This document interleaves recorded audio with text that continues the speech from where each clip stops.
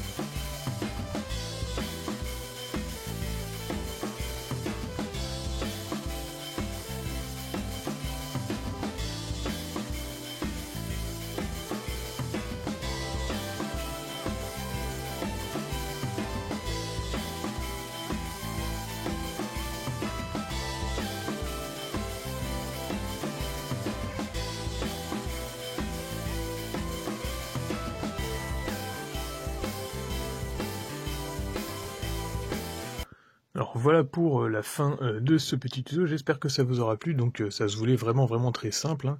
Avec le nombre de projets que j'ai à faire à côté pour les commandes et puis peu le boulot d'à côté, j'avais à peine une nuit pour finir ce truc avec l'échéance qui était assez courte sur ce concours, mais en même temps c'est ça qui motive, hein. On se dit voilà, on a une deadline, on a une échéance, donc il faut y aller. Donc sur le socle, je suis parti sur un vieux pot de chainmail que j'ai découpé en long, en large et en travers, pour pouvoir le mettre directement sur le socle comme si mon pot de French White Green avait triomphé du chainmail. Chainmail au passage c'est une teinte que j'aime pas trop parce que en fait elle est entre le ball gun métal et le mithril, mais basiquement elle sert pas à grand chose et je trouve qu'en plus elle sèche extrêmement vite. Alors j'ai connu l'ancien mithril silver qui ne séchait pas et qui était d'un éclat particulier, donc c'est pour ça que le chainmail ne me reste pas forcément dans le cœur, alors que bon c'est une couleur comme une autre, hein. Mais c'était pour le petit tips. Et donc voilà, j'espère que ce tuto vous aura plu. En tout cas, n'hésitez pas à commenter si c'est le cas, à faire votre petit pot pour l'année prochaine. Et puis n'hésitez pas également à soutenir la chaîne, comme d'habitude, vous savez ce qu'il faut faire. Merci à vous et à bientôt pour un autre tuto.